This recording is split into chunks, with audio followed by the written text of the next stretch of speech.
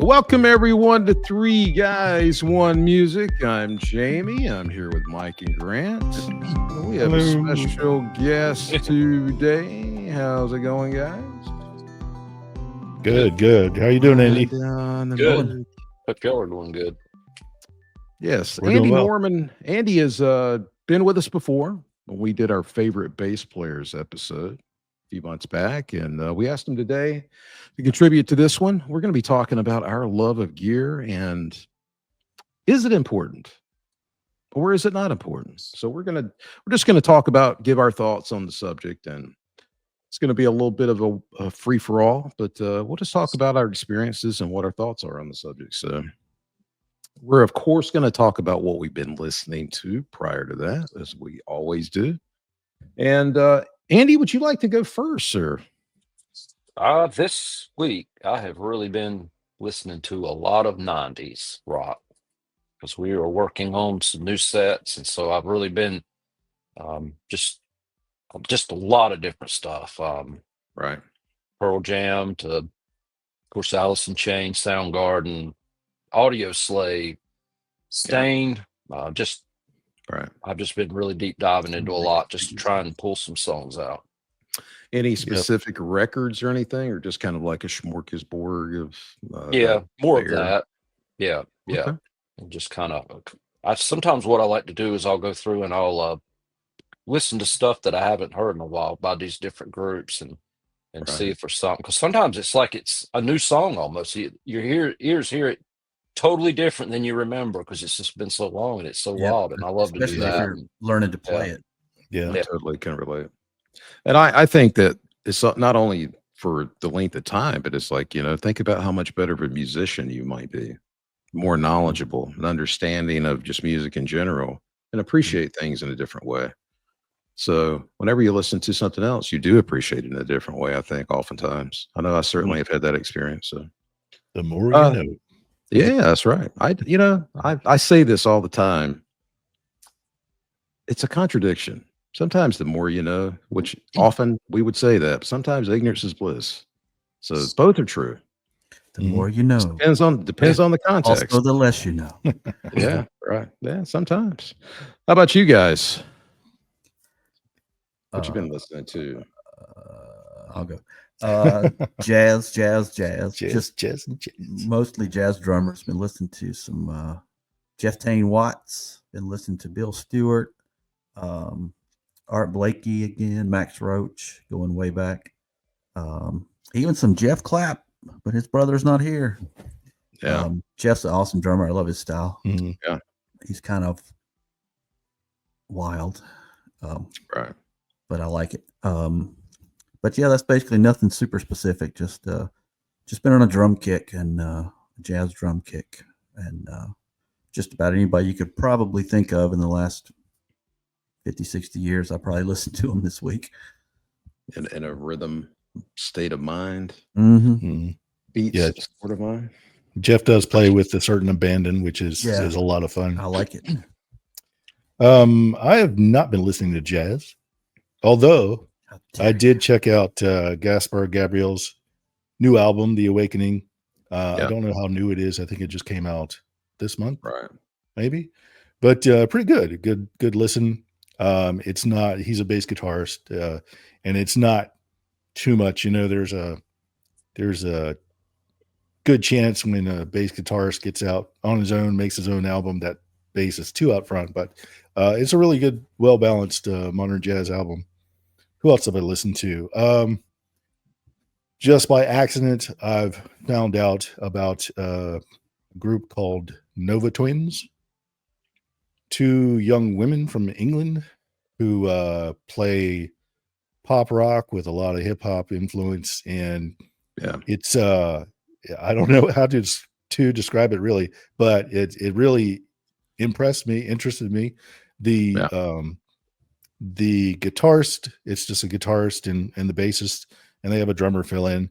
But the guitarist sings more than she plays guitar, and the bass guitar takes up the rhythm and the melody and the solos, and it's they've both got huge pedal boards to cover all this space.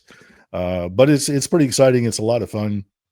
I certainly recommend it. I'm going to give it a better listen when I get a chance. Who else have I listened to? Fishbone. Today was a Fishbone day. Oh yeah. Lots of ska and metal Yeah. and hip hop. It was a lot Right. of fun. Yeah. I can't read without my glasses. This is Um, Veggie Tales, Britney Spears. Veggie Tales. How'd that get in there? The Joy Formidable. Have you heard of them before, Jamie? I don't believe so. That's what Okay. you sent me the other. I sent you that yesterday, video, right? and Yeah. I wasn't sure if you meant they weren't as passionate. No, I meant They're that. No, outside. it looked like they were having a lot of fun. Yeah, Oh, yeah, no. but, I wasn't being they're- sarcastic. Oh. I'd forgotten about. I'd listened to them. I just want to some time go on ago. record as that I hate sarcasm, so I'm rarely sarcastic. I don't really appreciate that quality in anybody, so I just want to go on record and saying that I'm not a fan, Okay. so I'm rarely sarcastic. So Well, there's whatever that's worth. there's a metric ton of sarcasm here on the couch, so it's good you're not here. Yeah, I balance you but, guys out. The Joy Formidable is a Welsh band. They've been around for a long time. One of those bands I'd forgotten about and discovered again last night and really enjoyed listening to it. It's just, straight ahead alt rock. It's a lot of fun. And the structure of the songs is surprising sometimes. So they've got a lot going on. And I was actually going to suggest to you that I think I could see you very easily, and I'm being absolutely sincere to say this, could see you being in a band with a female front person. Whatever instrument they played, it doesn't matter. But I could see you being in a band like that really easily. I think it would, I don't know why, but once I was watching that video, I thought that's what Mike needs to do is to join a band with a female front get in person. touch with my feminine side. No, I don't mean anything by that, except that I think it'd be great to have a lead singer as a woman. I could see you adding something to that in a really genuine way. And I think when we were in a band together, we almost had a woman come in and I don't think she was fond of what she read in the music, so she didn't join us. I don't have any memory of that. Yeah, that's something we contemplated singing. I think we're joining meshing with another band and okay, yeah. Mickey was never in contention for singing. No, she was. I don't think she sang anyway. But you did have that girl drummer for a while, right? Yep. Yeah. Well, that was Mickey.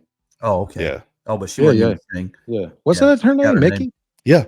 Yeah. Okay, that's my memory was getting ready to fail me. Yeah. Well, my listening is truly schizophrenic. As usual. You guys are going to this is really going to be almost comical. So as per always, chronological order. Beach Boys Surfs Up 1971. Absolutely phenomenal music. Love that record. And Thick as a Brick by Jethro Tull from 1972. I was listening to several cuts from that today as I was driving around, and Poet and the Painter. God, it's just so good. I think it's my favorite production that they ever had. And I just love the arrangements. And Jesus Christ Superstar soundtrack from 1973. I really have been enjoying these songs. Jeff Fenholt. Well, it's, this was Ian Gillan singing. Murray Head. This is the original Android Lloyd Webber soundtrack from 73. I just really enjoy the whole vibe. Yvonne Elliman. I really enjoyed that recently. And on the complete flip side of that, a band called Witch Taint. Really been enjoying the and guitar enjoying the taint, huh? Oh, the guitar tone. Okay. I concerned about where you're going. It's what I've been listening to. That's what I've heard about, Jamie. I have I love it all. I love all music. And this is out of chronological order, but I've been finishing it up with a little bit of Bill Withers essential listening. So I've enjoyed all those for in equal measure, and you can judge me however you want. So I don't care. Have you been listening to any Foghat? I always listen to Foghat. So I see your tag there along your monitor. Yes, I mean that sincerely. Yeah. I listen to 70s Foghat on a regular basis. It's just so routine for me. I don't ever mention it, but I love Yeah. Foghat. That's cool. And You- again, you can judge me if you want.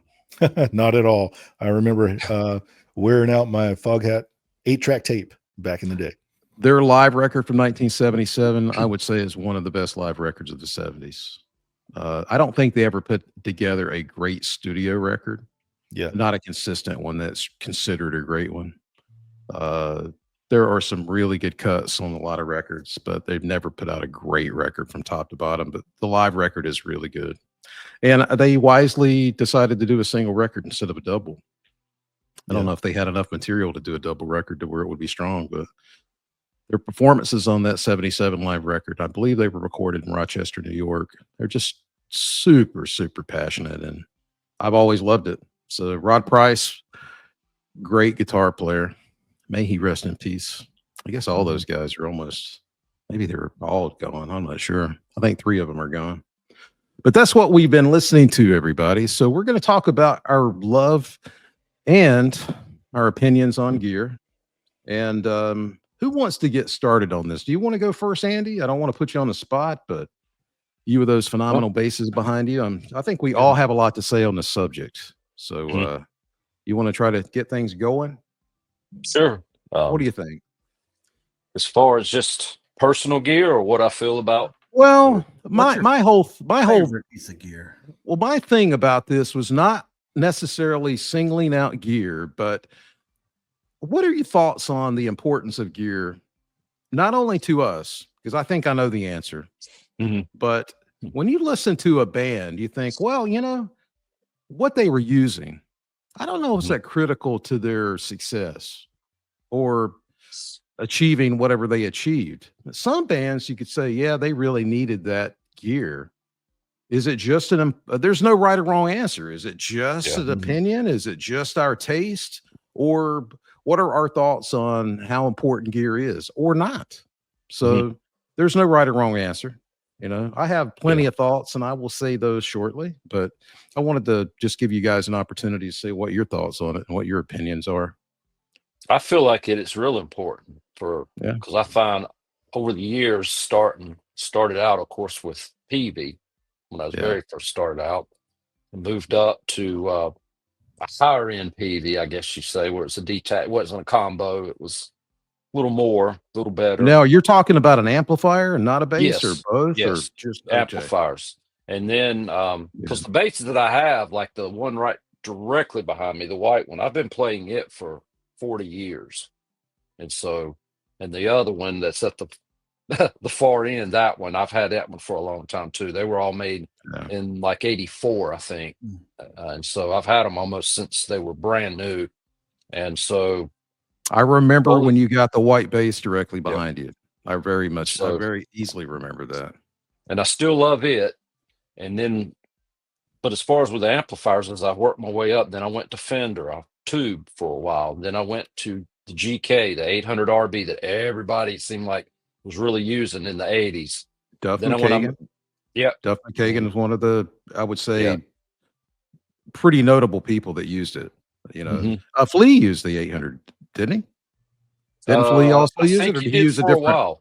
I think he may have, and and I remember I can't remember his name. That Queensryche, he used Eddie Jackson. it had that grinding sound. It was just really, and then I went from that to the Mesa Boogie tube for a short time. And then I went to Ampeg, and then I've never switched since Ampeg. So that's to me, that's the sound. And so I find myself when I listen to records, I can almost hear and I can tell. And I think sometimes they would have been better if they'd used this or that. I think their sound would have been, you know, warmer or less warm. Maybe they needed to have more drive and less, you know, thickness. And so to me, Jamie says that often. This is something that I think tell what they're using, and they should have used this. No. I think I don't know how you cannot do that. As a stringed instrument player, I don't know how it is for everybody else. I only know what it's like for me. So you are speaking my language. I feel that way a lot of times. I'm like, God, that would have been better with this, but I don't think that's unusual. I don't think know that's really common. I don't know if Michael's the same, but I do that with cymbals because Yeah. I can hear. I'm like, oh, those cymbals are too harsh for this recording. They should have went with a warmer cymbals, or they should have gone with a darker cymbal or a brighter cymbal. That's kind of the same in the drum world. That's kind of the same thing as amps or guitar strings or whatever you want to, where you get your brightness and your darkness from. Well, I'm going to just kind of go off here for a second. Now, let me ask you about that. When you say the cymbals may be brighter or not, maybe by themselves, but don't you think that if somebody is mixing a record, they could have mic'd it to where it would have been a little bit less zingy, or they could have EQ'd it to where they could have taken that out? That's also the job of a producer and a mixer. Yeah, part of that is true, and part of that is untrue because an instrument sounds a certain way. If you have you've got a guitar that just sounds, if you got a Les Paul and it's heavy and it's low and it's deep, there's only so much of that you're going to be able to get out of that mixing wise or EQ wise. It's still going to sound like a Les Paul. Or the same thing if you have a Telecaster, it's going to have a bright, zingy sound, and you might want to try to make it sound like a Les Paul, but there's only so much you're going to be able to do, instead of like just bring in a Les Paul. Well, I have lots of thoughts on this, and we'll talk about my opinions. I think that amplifiers are almost more important than guitars. I think that, and I'll say my piece on that and what my thoughts are later. But I want you to. Well, but I just wanted to ask about that. Yeah. Yeah. Let me ask about the amplifiers. I've heard people describe playing the amp. Just like you play the guitar. Your amplifier is an instrument. Right. Can you elaborate on that? Yes. I couldn't really tell you what that means. What that means explanation of it. Okay. I ran into this last week earlier this week, actually. What that means is that if you are the type of player, let's say Jerry Garcia, he is going to play a certain way that he needs a certain amount of fidelity.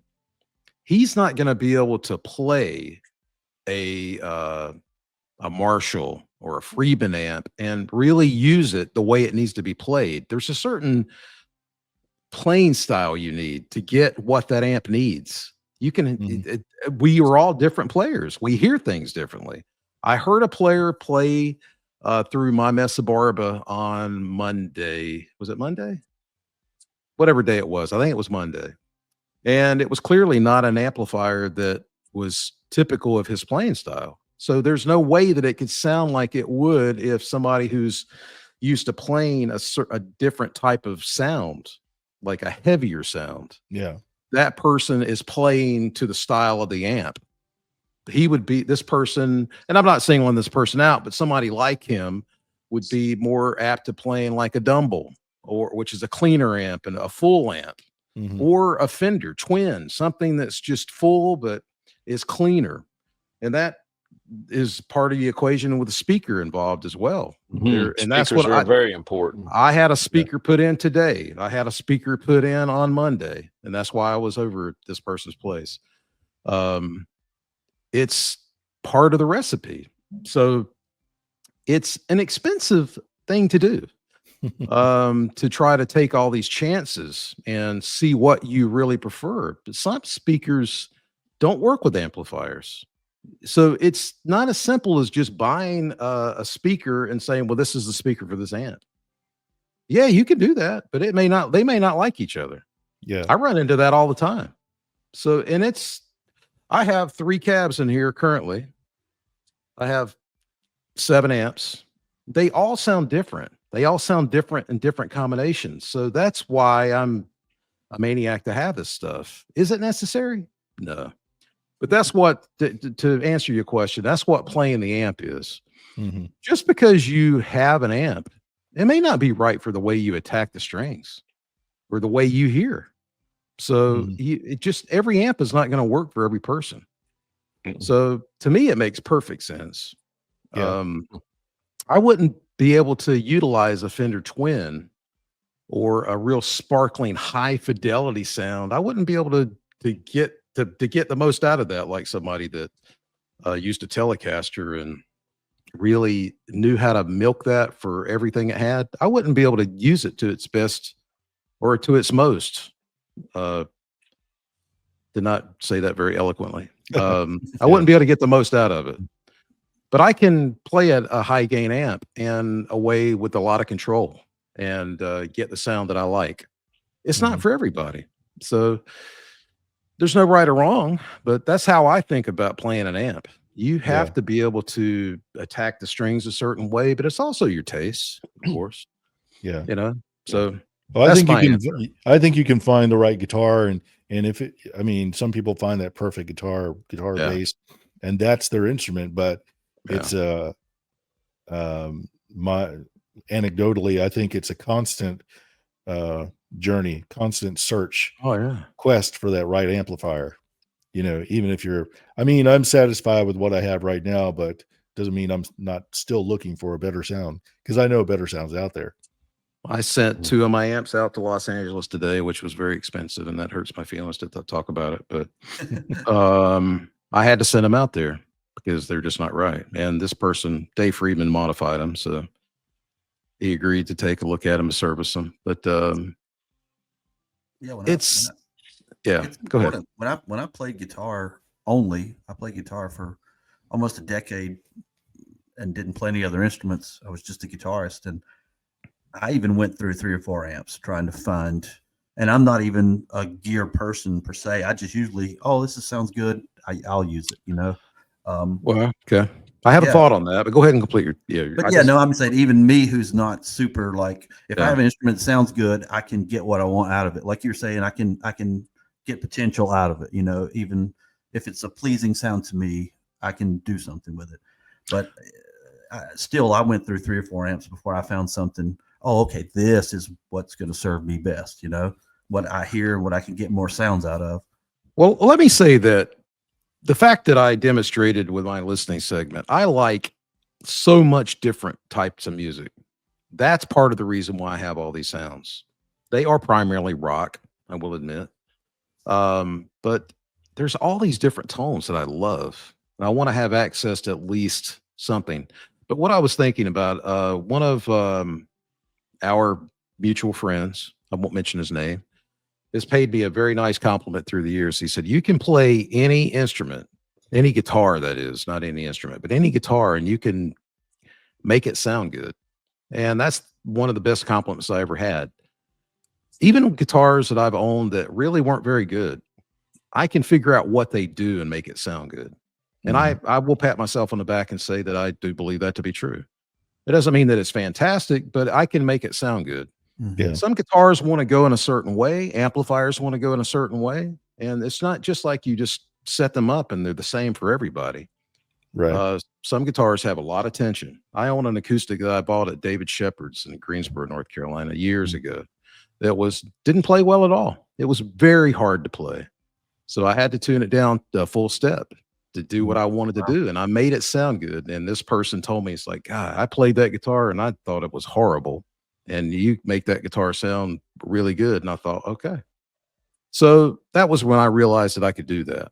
You have to find out what the instrument wants to do. And, also the fact that I have so many different pieces of gear, I don't think of myself as a gear person, which somebody else might laugh and say, how could you not?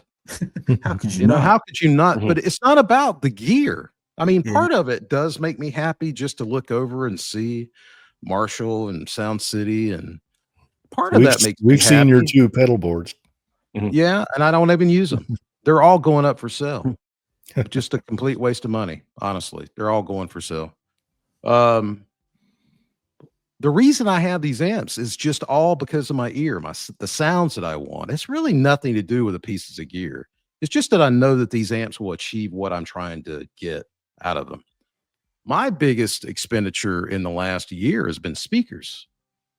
I have spent so much on speakers, and that can be really pricey. But that's part of the EQ chain. Yeah, that's me too. I've spent on speakers too this year. There's just no way around it. Yeah. I mean, and I had somebody send me a clip of a band that was quite good, but it was clear that they were either using a plug-in or a modeler. I did not sound like an amplifier to me, and I can hear it. I just don't like it. Yeah. I want to hear an amplifier, but I think about a little inexpensive Rickenbacker 7-watt amp I have. That's the best pedal platform amp that I have. I only use that amp with effects. it has a sound. If you were to just look at it, I could be probably happy with that if I was on a desert island that had power. I could make that work and be happy with it. In one guitar, I'd make it work. But think about what you said, Mike. Somebody might find the guitar that really works for them. I think a lot of times you find a guitar, and that may be the only guitar you can afford, and you just get used to it, and then you don't really want to play anything else. I think that's what happens more than somebody just finds the magical guitar. Yeah. I don't think that happens nearly as often as we'd like to think it does. Yeah. I have some fine instruments, but it's not as simple as me saying, "Oh, this is just perfect." I like things about all my guitars, but I don't think any of them are perfect. The one. It's not. No, the I one. don't. Yeah. I don't think I'm not that sentimental, but as much as I love my 83 Carvin bass, it's all of I've got a couple different basses, and I just pick up whatever's in front of me at the time. I'm not precious about it, and I might trade them off for another bass. It's I've seen you've seen artists who have the one guitar, they play it all the time. That's the one they're known for, and then artists who play the same song in different settings, and every time you see them, they have a different guitar, a different amplifier. It's like they go out and they rent some or borrow somebody's gear. They don't have it for themselves, and they still sound like themselves. So well, I do think the sound is in your fingers, but of course, yeah. If I can say this, and I don't mean it to sound snobbish, if somebody is truly playing different gear almost all the time, it is a compliment that they sound like themselves, regardless of whatever it is. But yeah, that also tells me that the person might not be that, what's the word? Discriminating. And to me, somebody who has a really good ear, and this is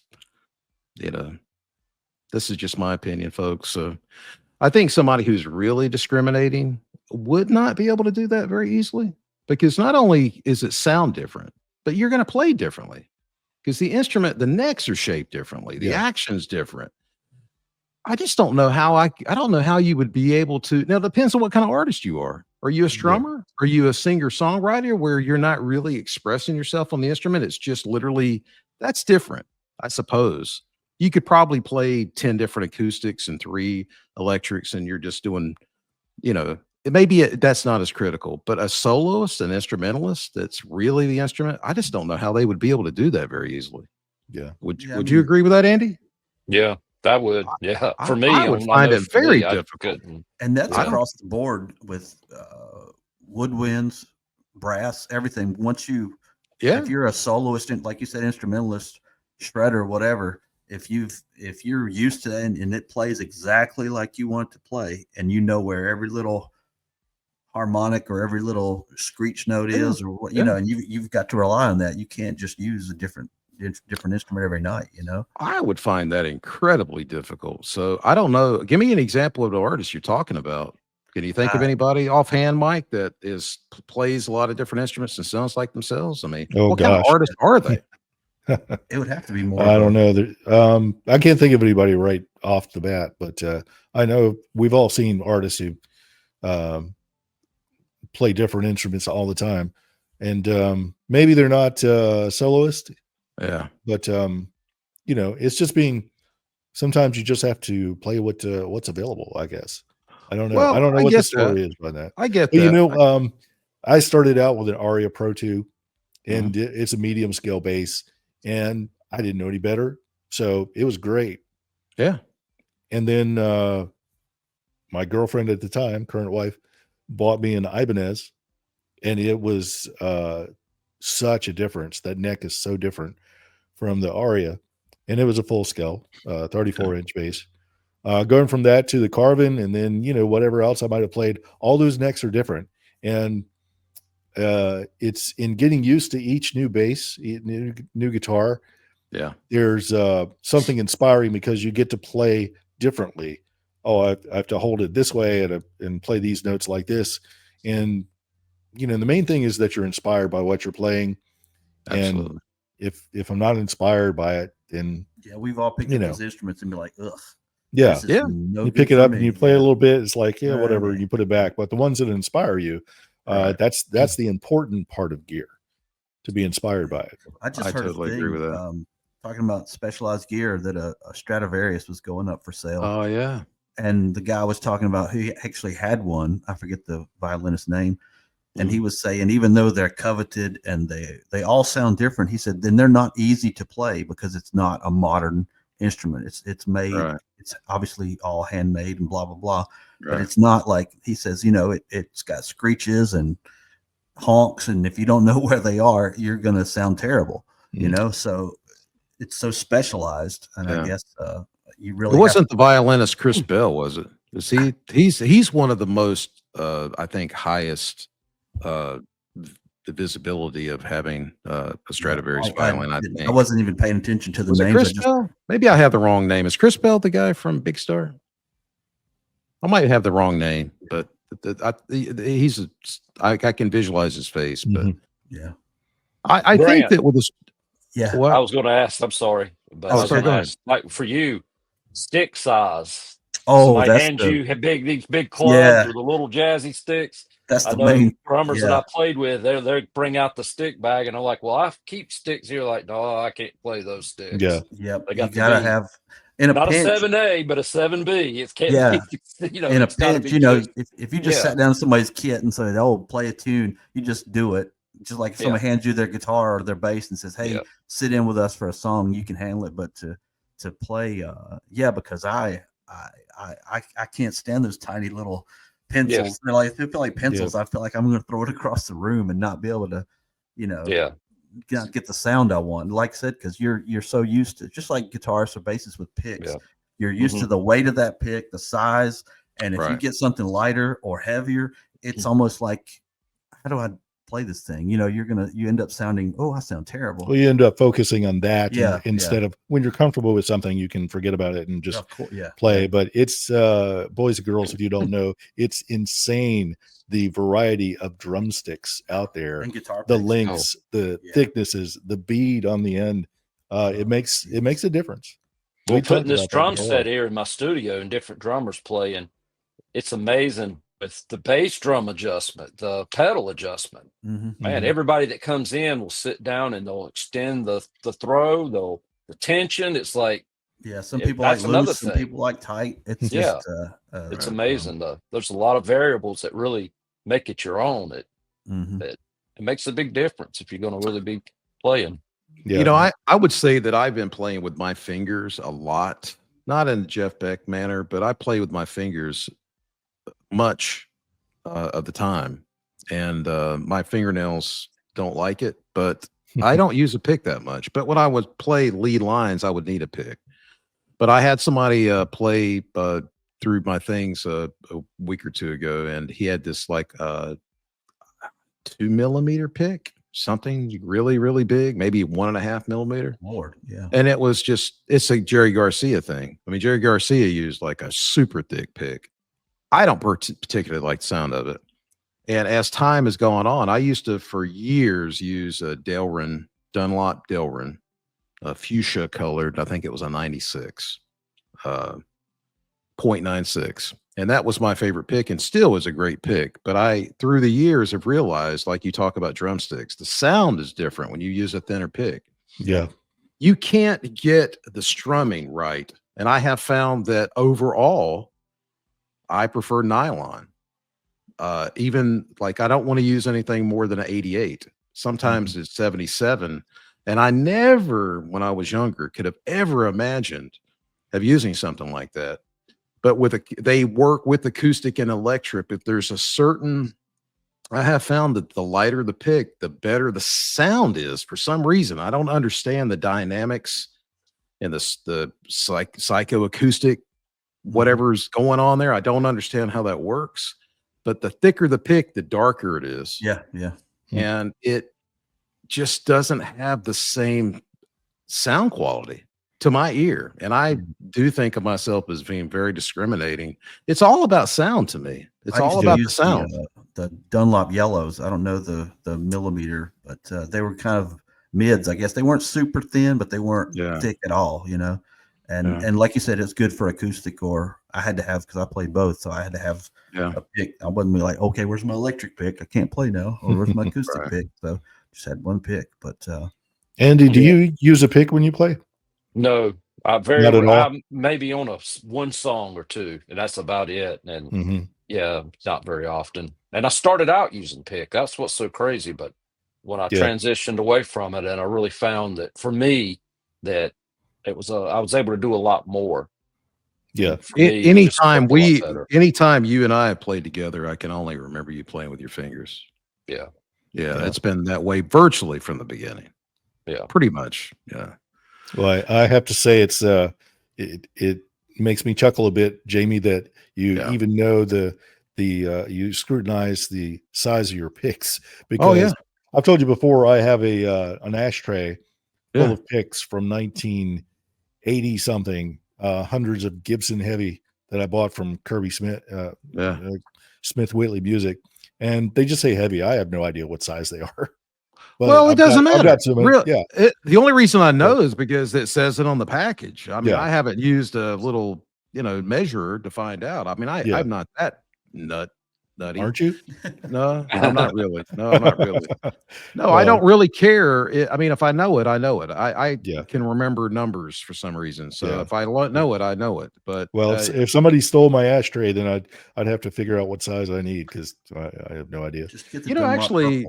Well, Smith Whitley used to have brown picks that had that triangle one. Remember the big triangle ones? Oh yes. Oh my! It was well, no, this is well, I never liked those myself. For me, but I like to hold them in your whole hand, throw them at people like a star. Well, the teardrops. I found one when I was in California, and that was a great pick. It was a really good consistency. It sounded good, and I don't know what the thickness was, but it was a good pick, but it's lost to time.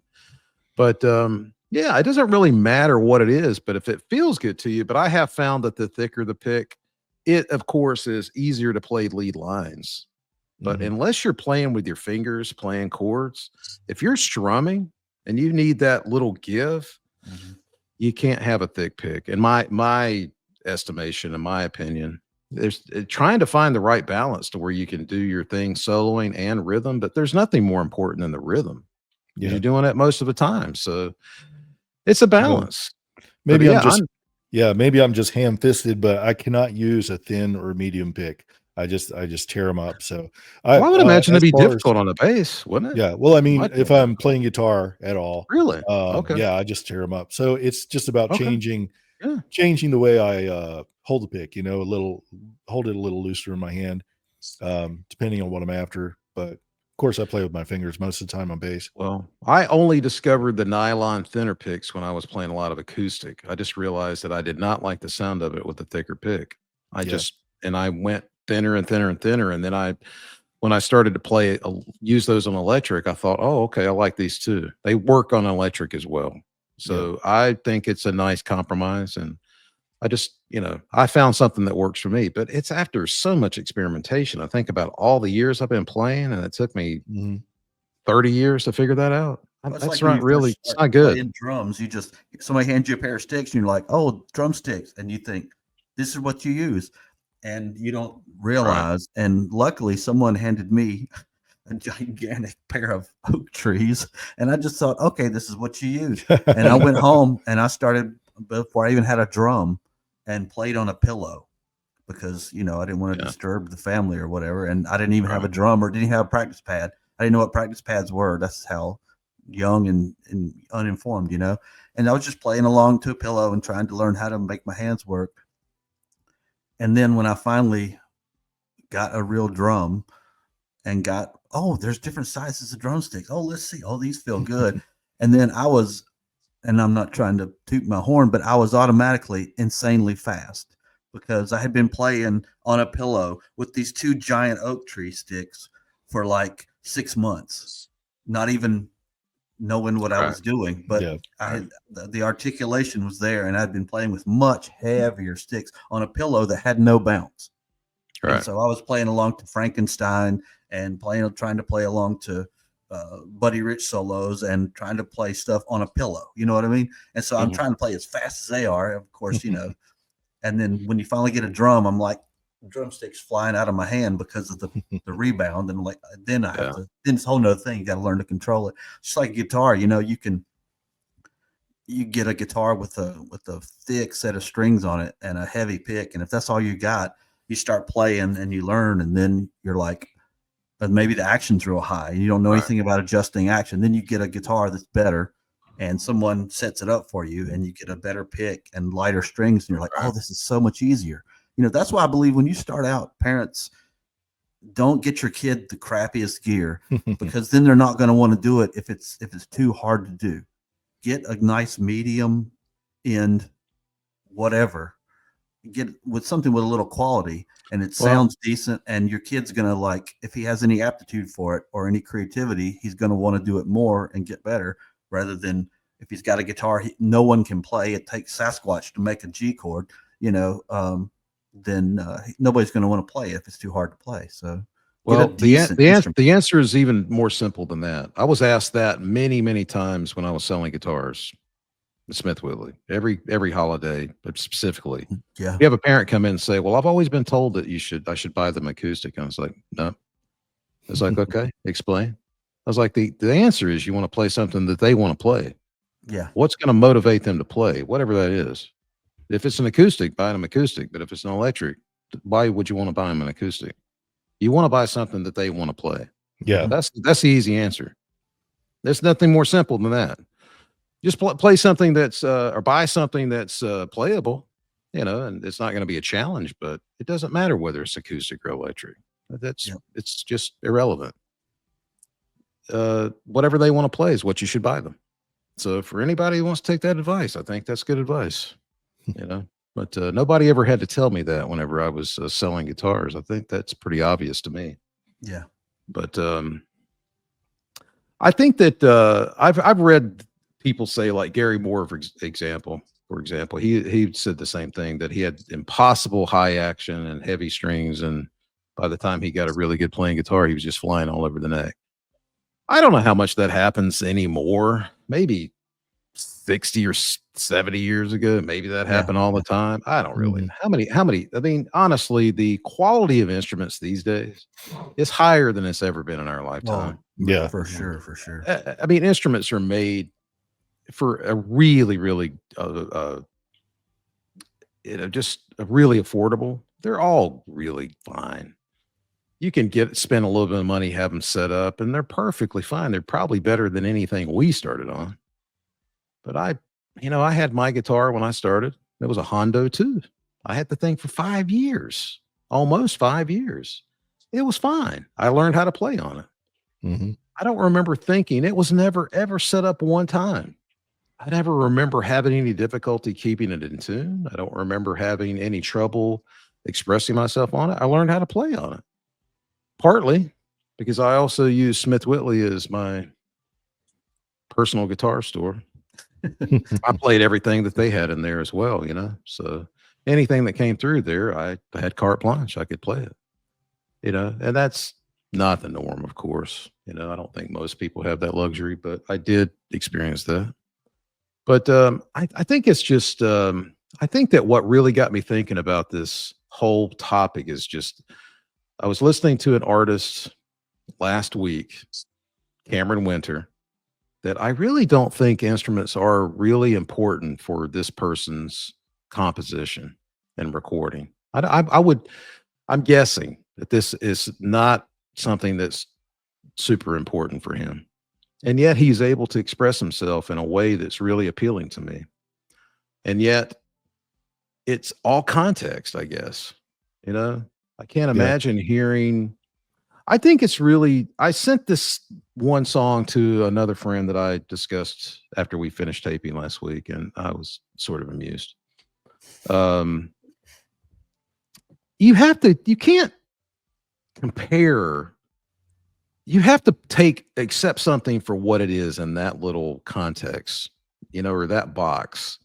It's not fair to compare that to something else that's very different and judge it by the same criteria. It's hard to do, but you should do it anytime you hear. You have to try to do it because something can be perfectly valid, but not compared to something else. It's just something different. It's not. It's just like trying to compare an old boyfriend or girlfriend. It's just not right. Everybody's different. Everybody has different qualities, good or bad. And it's difficult to do that sometimes, but you have to try to accept something for what it is. And I Yeah. do try to do that. And with And music, you're never going to hear it right if you constantly comparing it to something. Well, what's interesting to me is that when I first listened to this song that I sent you guys and this other person, the guitars were very out of tune, and it just completely, I wasn't listening for that. I wasn't paying attention to it. And I'm very in tune with that, but it was not what the song was about. I totally understood what the purpose of this whole arrangement was, and that was not a critical element to make it good or bad. So I tuned it out of my brain. I just filtered it out and didn't even listen to it. And then when I went back and listened to it, I said, oh, yeah, those are really out of tune. But this other person was really paying attention to that. And I realized that for better or for worse, I was able to just not judge it on that merit. I just filtered that out and accepted the song for what it was. It's so unique. Yeah, when I heard it, that same thing. I was like, I just took everything in. I said, well, Yeah. okay, the guitar, he's got it out of tune for a reason. He's just not being lazy. I don't even know if it's for a reason. I just don't think it was important. Maybe it is for a reason. Maybe I don't. It just seems ridiculous to purposefully have it out of tune, but it didn't matter. I don't think. I bet when he wrote that piece of music, maybe I'm just guessing, speculation here. The guitar was a little out of tune, and then he was like, when you get inspired, sometimes you don't want to stop and do something else. You want to keep going and finish your thought or finish your lyric or finish your song. And he didn't want to stop and tune. He was like, okay, I got an idea here. I just want to keep composing. And then maybe he went back, tuned up the guitar, played it again and said, it doesn't have the same vibe. That's possible. Yeah. Yeah. Mm-hmm. Yeah. And said, I needed a little out of tune, Well, it is difficult when you're when you're creating. It's whatever works for that moment in that piece of music. But it was interesting to me just as a reflection that the person I sent that to picked up on that immediately and couldn't get past it. And that's not right or wrong. That's perfectly valid. But I didn't even listen to that. And I thought, God, how did that just went completely over my head? I wasn't even paying attention to it at all. I was looking at the forest instead of the trees, I guess is what you're saying. I'm not saying this person was not doing that, but that's really where my head, I was just taking the whole big picture in. Yeah, you said they got so fixated on it. They were like, I can't get past it, I didn't even notice it. I honestly I didn't even notice it. I heard it, but I was like, oh, okay. It's a vibe, whatever. I didn't even pick up on it all, which sort of bothered me when I listened to it later. I thought, wow, those are really out of tune. So I don't know what that said. I'm not patting myself on the back. It sort of, but I was able to filter that out for whatever reason. But I think sometimes you just have to accept something for what it is. When you're listening to punk rock, it might be a little ragged. Yeah. That's okay. Or indie, it doesn't have or emo or whatever. It can be, it doesn't have to be perfect. That's not what it's about. It's about that feeling, Yeah, I'm going to give an example of a song that there's not an official recording as far as I know, but there's a Foo Fighter song called Butterflies. It was on the first demo tape. It's really has a really not very good guitar sounds on it, but it doesn't matter. I can visualize what would make that song better sonically, but I love the composition and I love the vibe of it. It didn't make it to the debut record, but it should have. Yeah, but it's a great song.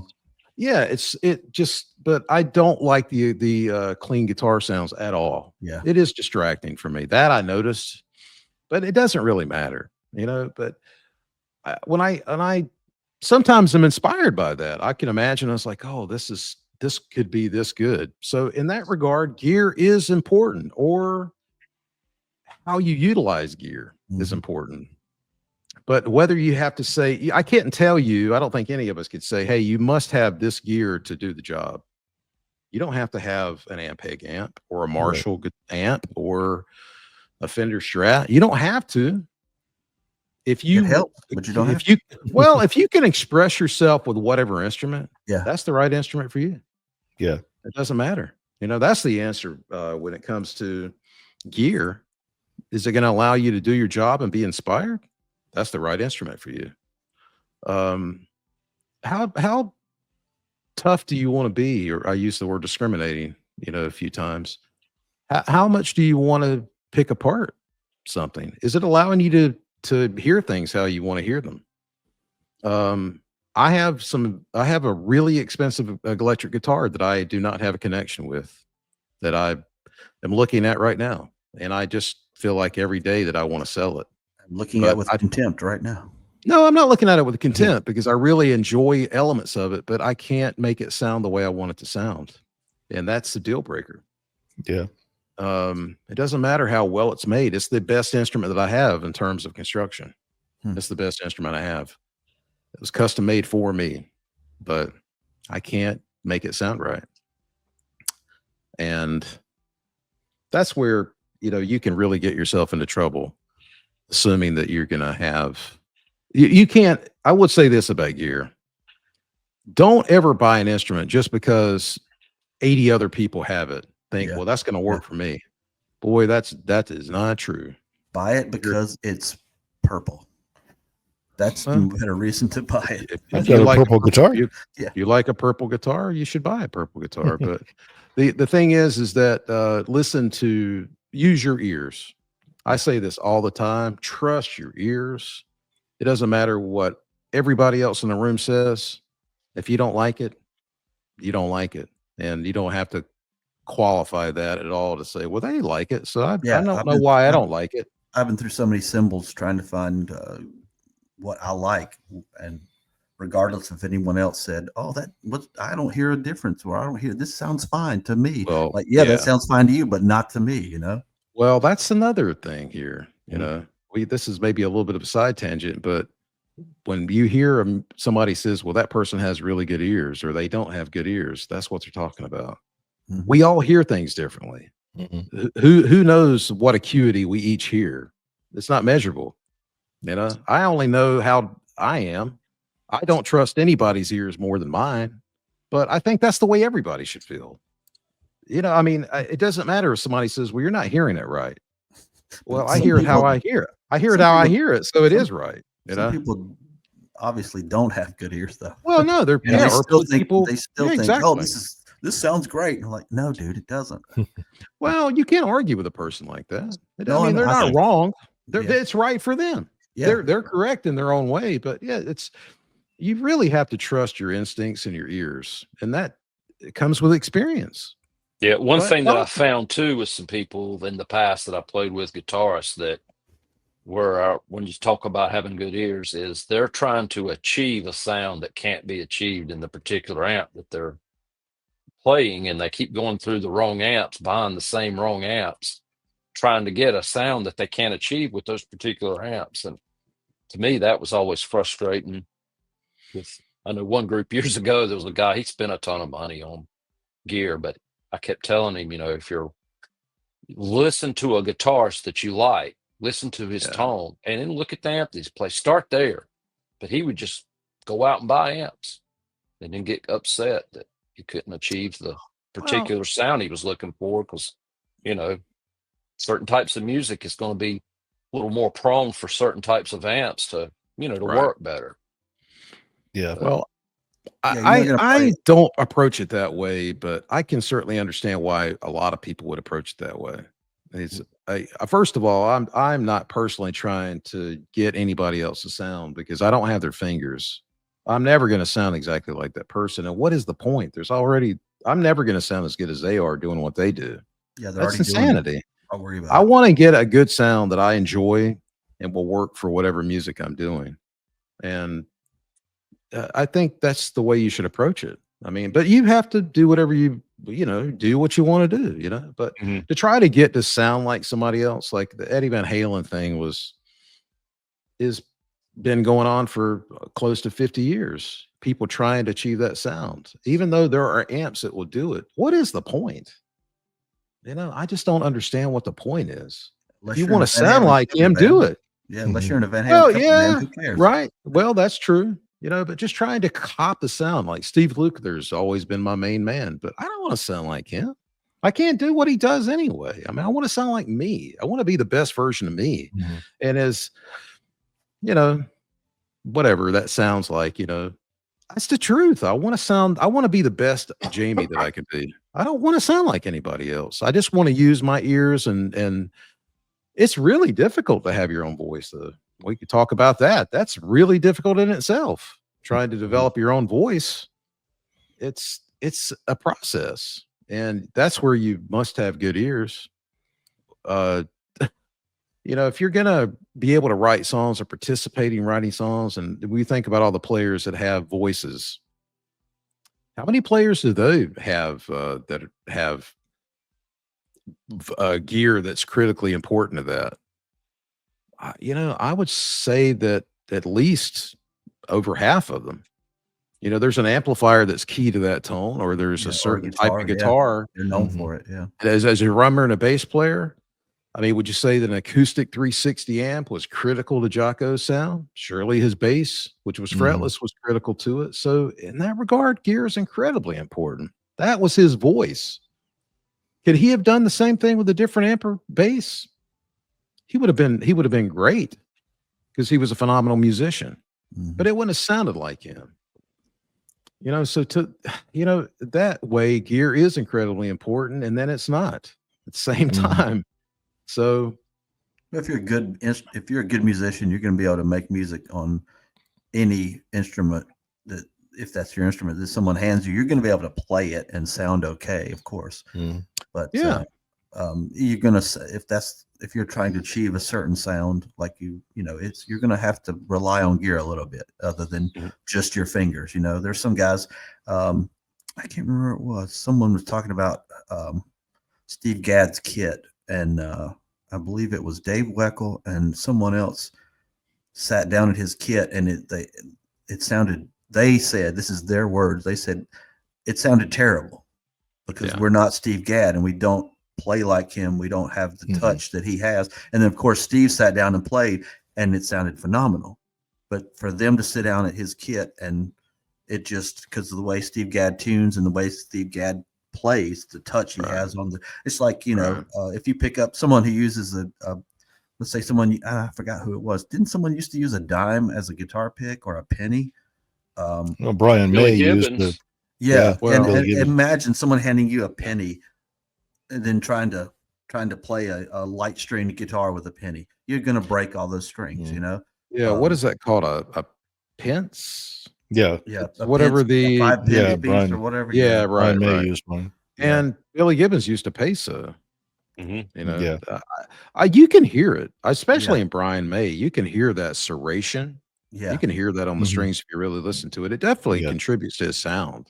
But you get used to your own gear. You're going to sound best. Because that's what you like. But I think it's important to investigate your gear too. Even if you have crappy gear, which in the 90s, Jamie and I were in a band and we played out at the Summer Else Tavern. And I had 2 crappy combos, but I spent time with the EQ and got them to sound just like I wanted to. And I remember after the show, several people came up to me and said, "Man, your bass sounded amazing. That's such a great tone." And I was like, "Really? How's my playing?" And they're like, "Man, your tone was really good."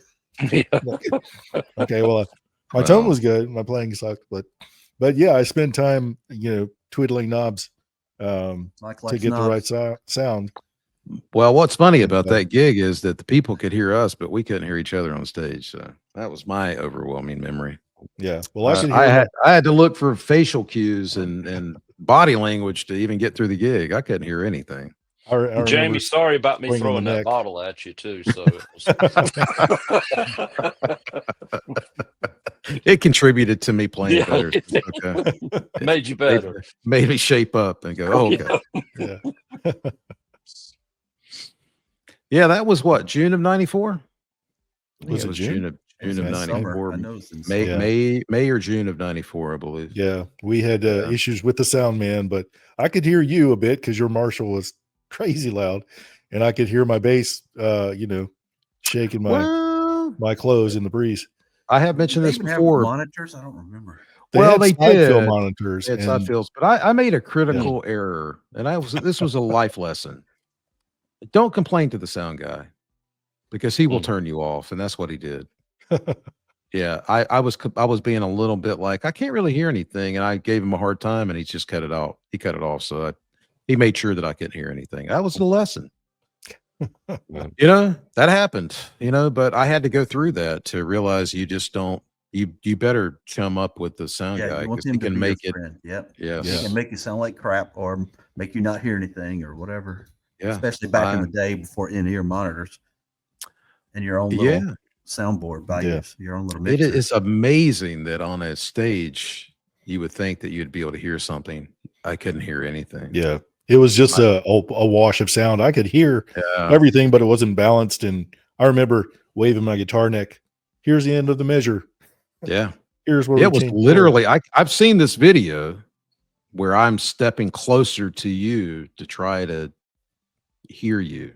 Mhm. It's been a long time since I've seen that, but That's anyway, crazy because, yeah. when I played with Brad and John, we always had these small, cramped stages, except for Blue Bourbon Jacks, and they had actual PA, so it was nice. I used to always wear earplugs so I could actually hear the guitar over the high frequency of the guitar and the high frequency of the cymbals. Yeah. Because the cymbals, if you don't get rid of that high frequency, it will wash all the high tones away. You won't even be able to hear the guitar. When you start hitting crash cymbals or ride cymbals, you're not even gonna be able to hear the guitar. And I used to wear earplugs at every gig to knock down those high frequencies. And I could actually hear, and I was behind the amps and I could hear perfectly fine. Well, But my it's- memory may be playing tricks on me, but I remember the Somewhere Else stage being reasonably large. It was pretty It good was pretty size. big. For, Yeah. for three guys, I don't remember it being cramped. Yeah. But to me, I don't remember Mickey's drums really being abrasive to my ears. I mean, literally, I don't know if it was just that room Yeah. that we couldn't hear well, and it would have been different on a different stage. But Well, the bigger the room, the less loud the drums are going to sound, because you get drummed in a small room, you're going to be able to hear a thing. I didn't get hammered with I don't remember anything being uncomfortable. I literally just couldn't really make heads or tails out of everything. I could feel it. I don't remember her being a loud drummer. No, not really. No, she wasn't. She But, wasn't. Yeah. So long ago, but I don't got to thinking, because I I know was the when I loudest pulled in a person. couple times, I was pretty. Jamie's Marshall. Yeah. Yeah, but I think it was balanced. I never really Yeah. punished you guys with it. Not that I recall. I always thought it was balanced. No. I No. don't think you didn't really ever hear that, Marshall, did you, Andy? No, I think you were in LA at the time, right? yeah, right there around that time. Yeah. Yeah, so I think we kind of lost touch for a while. But Yeah. yeah, I had that Marshall from 92 to 99. And it was a really good sounding amp. I really wished I still had it. But it had its own sound, so I enjoyed it. But yeah, anyway, whenever you have something that you can have your voice on, nothing more important than that. But to be able to hear things. Well, when you get a good tone, when you love your tone or you love whatever, it's better. You're going to play better, and it's better creatively because you know it sounds good. Even if you're playing something simple or if you're playing something complicated. When drummers, when they finally get that snare, it might not be the one, but it's close enough, and it's in the ballpark, and like it's inspiring to know that this thing sounds damn good. How much is a great snare? Like, for your average person, not like a high end, but just your average snare. Is it $1,500, $1,000? What does a great snare cost? You can 5,000. I'm not talking about like I'm not talking about a limited edition or Yeah. anything. Just an average decent snare. I really don't know. You can find a decent snare for a couple $100, but you're gonna search for it. Okay. But out of the box, I'd say $500. Yeah.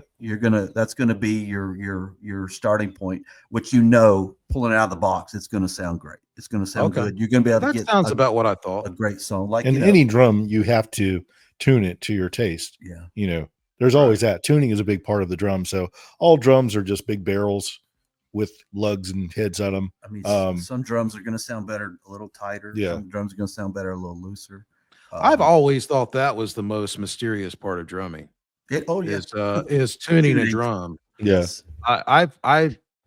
I've always thought that was really, really neat, because you don't think about that as Well, a the highest stringed instrument player. the highest compliment as a drummer ever received was from a sound man who once mic'd up my drums and started checking them. He's like, "Wow." He goes, "I don't have to do anything. This is amazing. These drums are tuned perfectly." And that's the best compliment I've ever had as a drummer. Not even talking about my playing, just about Right. these drums are tuned perfectly. I was like, "Thank you, sir." Well, it's awfully hard to get a guitar. I don't know about a bass, but a guitar to get it just every note rings properly. That's hard, man. Yeah, I saw something recently where Steve Vai said, "You do not know how," because they hired Pete Thorne to play rhythm guitar for this new Satriani Vai tour. And Pete Thorne's a very accomplished lead guitar player. Yeah. But Steve Vai said, we hired him because he plays rhythm in tune.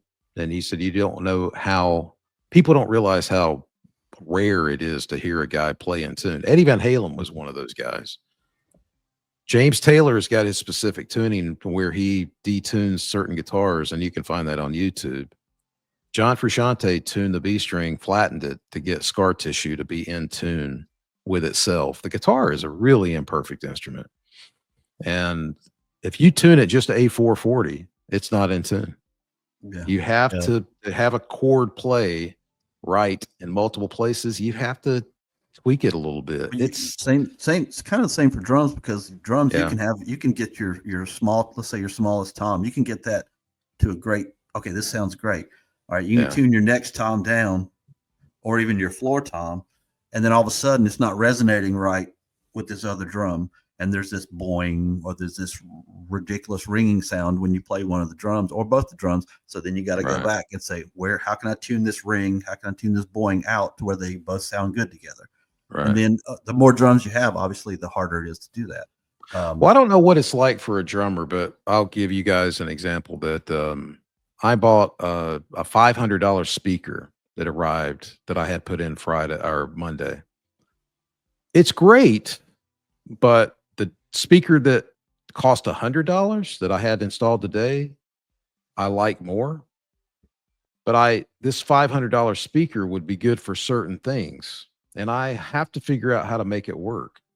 It's absolutely the most expensive speaker I've ever bought, but it's a 53-year-old speaker, and it's a highly coveted one. It's the Led Zeppelin speaker, and but I don't know exactly how I'm going to use it. So I have to, when you have a piece of gear, well, even if that were to be the case, that wouldn't work for me. Yeah, that wouldn't be.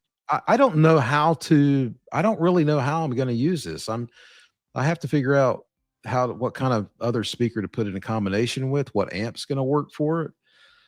It may not end up working for me. That's an awfully expensive. Hopefully, if I were to sell it, I can get most of that money back out. But this is what it takes for gear. If you're curious, sometimes you just don't know until you know. But buying all these speakers is so critical for the EQ chain that, yes, it's expensive, but I just don't know how you can get around it. So I don't know with drums. I mean, drum heads, how different are drum heads? Yeah, they make a difference. Yeah. You can have one drum head that works on a certain size of drums. Yeah. And then if you take the same make of drum heads, and say you go up and say you're playing a jazz kit with this brand of heads, sounds great. Okay, then you got your rock kit with your bigger drums, deeper drums, and you take the same brand and put it on. You're like, these don't sound as good. So now I got to find out where that sound that I want can work on these larger drums. And I mean, drum heads now aren't like they were good back in the day, but they're manufactured so much. Just like anything, everything's a decent instrument now. Even if you buy a cheap instrument, it's not like back in the old days where you could buy some, no offense, Sears guitar, and it was just not. It wasn't really very inspiring or very playable. Yeah. Where you can get a guitar off Temu probably, and it's going to be other than falling apart in 3 months, it's probably going to be a decent sounding little piece of guitar. You know, You can do that, but we don't recommend it. yes, we don't recommend that. I think the Sears guitars actually had a sound. You know, from the examples that I've read about through the years, I've never personally played one, but Well, I those are said the. no. I said no offense. Well, I but, you know, understand. yeah. The ones that had the were they airline? The ones that had the amplifier in the case, that's the ones that I'm thinking of. And that might have been only in the 50s and early 60s. Yeah. But I'm sure the playability was a challenge. Mhm. But just they had a sound, you know, like the Tysco Del Rey. Those guitars, I'm sure, were difficult to play, but they had a sound. And if you were to play a certain style of music, or you could make that's the only thing that would work for that. You know, so you know, I think to answer our question whether gear is important, yes, it's important, but it's only important to you if it gets the point across and you're able to express yourself. It's important as you want to make it. Well, I suppose, you know, I mean, I envy the person that could play anything and express themselves and could care less what they play. I can't relate to that, but I envy that person. That would be a whole lot less expensive. Yeah, you've seen But- even with drums, which are you've seen artists who it seems like almost every other year they're switching brands or switching cymbal brands and like, well, I guess they just don't really care, just whoever's going to give them the most free gear. Mhm. And then you've got other artists that have never strayed from, they find that sound and they like it, you know, and they can't be swayed by either peer pressure or money. Well, there are two drummers that I'm thinking of off the top of my head. I know that Chad Smith about 3 years ago had been using Sabian cymbals Yes. for decades and then And went finally- to Paiste. Finally, he wised up because Paiste is the best sounding cymbal brand Yeah. in the world. I'm sorry. Well, also Todd Sucherman Sticks had yeah, been he using just it, went to Sonar. went- Yeah, but he Yeah. had played them prior a long to time being- ago. Yeah, that was his He was first the kit, wasn't he a Yamaha endorser or no, it was a DW? Pearl. Pearl, Yeah, that's right. Yeah. And of course he had lots of great things to say about the relationships that he had with it, Pearl. But whenever you play something that you really have a connection with, it's undeniable. Mm-hmm. If it makes you play a certain way, there is nothing more important than if an instrument inspires you to play and makes you want to hear. You can hear things in your playing that makes you want to write and record. It's the best piece of gear for you. Mm-hmm. And Now, you guys, let me ask on that note: do you guys have a holy grail instrument or one that got away that that you'd come across? If money were no object, what would you play? oh well, that's a different Well, question. The one that yeah. got away. Yeah, Well, Holy Grail. That's I can Two tell you different my things, really. my story. Yes. And every once in a while, I look on Reverb or whatever, trying to find one of these. But there's I found it. It was off the main road in this little warehouse, just a small section, this music store that had opened up in Greensboro. And I went in just to check it out. And being left-handed, you know, you usually get crappy guitars at the back of the store, one or two. But he had a Washburn. I think it's an L20, a kind of 80s kind of squared Explorer shape. I don't know. Can't visualize. The bass guitarist for UFO played one. I can't remember his name, but anyway, there was this Washburn, kind of an Explorer shape. Oh yes. It was And, it was A20 for the guitar, but it was L20 for the bass. Maybe it was A20 for the bass. B20. But Oh, okay. someone had taken the frets out of this bass. Yeah. This crazy 80s hair metal bass. They take the frets out and finish the neck really nicely. And I played that guitar, and I remember the guy had like one amp, and it was a Marshall half stack, and he's like, "Don't blow up my amp." Right. But I was like, he was about to close. I said, "I'm coming back." I was young, I didn't have any money, so I said, "I'm coming back as soon as I can, and I'm gonna buy this bass."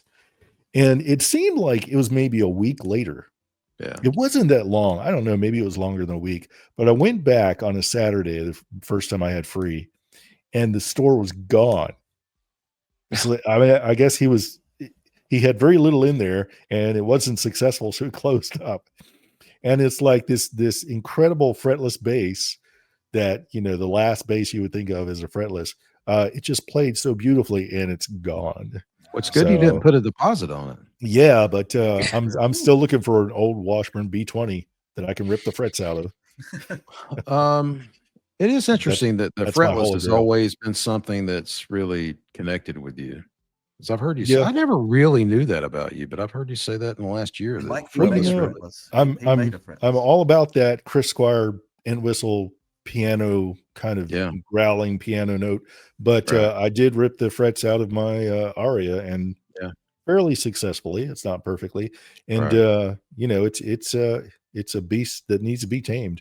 There's a different approach completely to fretless. You can play it like a regular bass, but there's a lot more harmonically there, I think. It's a lot of fun, but I haven't really pursued it Right. till I find my Washburn B20. Andy, have you played any fretless instruments? Is that something Yeah, that appeals to you? Yeah, I had one time had looked at maybe getting one, but I enjoy playing on them. I need fret markers because I don't play enough that Yeah. Right. if I get together and play. But yeah, they're fun. They're fun. It is different. Yeah. It gives you a different sound. Is there But, an instrument or that got away that you regret, or a holy grail Yeah, there instrument was you can one think of? actually at Smith Whitley when I was there, when it was at I think it was at the Westchester store. Yeah. The last might have been there, but Yeah. it was an old Gibson grabber. Remember those Oh, basses? wow. Yeah. I There do was one in remember there the that had the grabber, yeah. sliding, had the bass, yeah. single pickup that slid back Yes. and forth, and it was all natural. Been, Yeah. you know, it was not, and then it sat in there and it played great. And I used it. I even taught with it some, and then for whatever Interesting. reason, I never bought it, but I should have. It was good because it was old when then. Well, those came out in 73, 74. Yeah, I think Yeah. those were the only 2 years they were manufactured, Yeah. if I'm not mistaken. I don't know where it came from, who traded it in, but it sat in there for a long time, and I should have got it. I actually, one of our mutual friends, Maurice Spagnola, had one of those in the late 80s. I inspired him to want to try to learn how to play an instrument. He really had, I guess, a knack or the patience to do it. But he did buy a bass, but he bought a Gibson Grabber bass from Smith Whitley. And this would have been in 88, maybe. And he had that thing for a while, and I would play it when I would go over his place. I don't remember it being an exceptionally well playing bass, but it was interesting. But I remember the sliding pickup on it. But thing I remember about the Gibson Grabber was 2 bass players used that bass: Greg Lake and Gene Simmons of Kiss. Simmons. Yeah. Those 2 people, they were the only really high profile players that I can recall that ever played the Grabber. Yeah. Except, well, actually, Mike Dirnt played the Grabber as well, didn't he? Oh, that's Green true. Day? Yeah. Yeah, he used the natural one Yeah. in the first record. Because the Ripper had the squared headstock. That had the Gibson headstock. Yeah. Yeah, and the Grabber was the Flying V headstock. And Kelly Gruckett was the only bass player I know that played the that's G3. right. Yeah, The that's G3 right. version. Yeah, I loved his bass playing. Yeah. He was a really musical bass player. You know who he is, Andy? I'm Electrolyte Orchestra. Okay. Yeah. He not only had great harmony background vocals, but he was a Yeah. really Paul McCartney melodic bass player. Really, really good for that band. Yeah, I saw him live when that was my first concert I ever saw. Was ELO. Yeah, that was I was gonna say that for me, I don't know what a holy grail instrument is, honestly. I think I know what I would like to try, but they would be so incredibly expensive that it's just not realistic. And I just can't imagine putting $20,000 into an amplifier or $500,000 into a guitar. So that's never going to happen. But that's what I would want to hear to see if I could do what I do on that type of instrument. But that's the only thing that I can imagine. There's not a $5,000 guitar that would make any difference for me versus what I have. I don't think it might be marginally better, but it's not all about the collectability of a guitar or amp. That's this alchemy of components and Mhm. wood and pickups that makes that guitar have this voice. At this point, I've said this to a few people.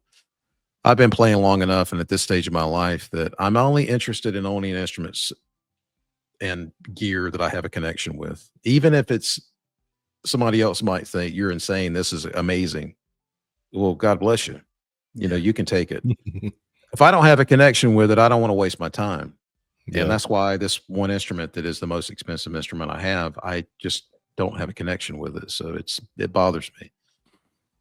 It has nothing to do with the quality of it.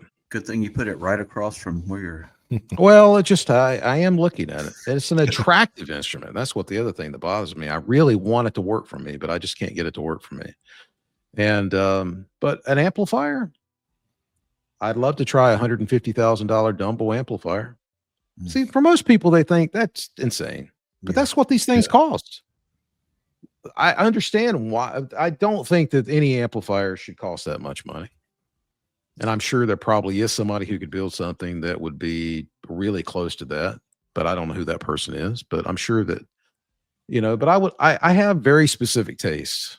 But as far as an instrument that got away, there's only one that I can think of. There's two that I can think of. And one I mentioned was probably a 84 Kramer Pacer that was a very hard rock metal type of instrument, but it was just a great guitar of that type. It was a candy apple red, had a Floyd Rose, and it had a maple fingerboard, and it just sounded great for that. But the other instrument was a Fender Telecaster. It was just off the shelf, and it had the most amazing crying sound in that pickup that I've ever heard in any guitar or Telecaster, especially. I played it, and I still remember how that guitar spoke, at least, and this was through a solid state line 6 amp. Yeah. It was not through a tube amp. It was nothing remarkable. That pickup was special in that guitar. It was not even an attractive telly. It was just something that it was just a guitar that I took off. I don't remember even thinking, oh, I want to try that guitar. It was just a guitar.